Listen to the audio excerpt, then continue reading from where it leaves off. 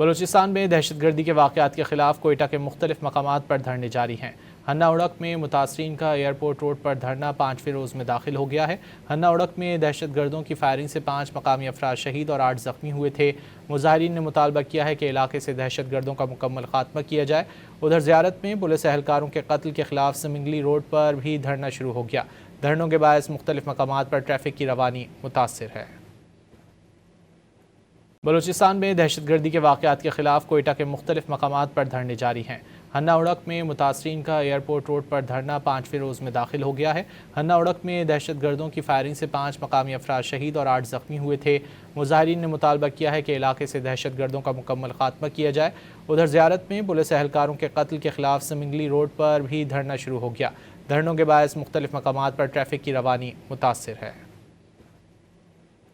بلوچستان میں دہشت گردی کے واقعات کے خلاف کوئٹہ کے مختلف مقامات پر دھرنے جاری ہیں۔ ہنہ اڑک میں متاثرین کا ایئرپورٹ روڈ پر دھرنا 5ویں روز میں داخل ہو گیا ہے۔ ہنہ اڑک میں دہشت گردوں کی فائرنگ سے 5 مقامی افراد شہید اور 8 زخمی ہوئے تھے۔ مظاہرین نے مطالبہ کیا ہے کہ علاقے سے دہشت گردوں کا مکمل خاتمہ کیا جائے۔ ادھر زیارت میں پولیس اہلکاروں کے قتل کے خلاف سمنگلی روڈ پر بھی دھرنا شروع ہو گیا۔ دھرنوں کے باعث مختلف مقامات پر ٹریفک کی روانی متاثر ہے۔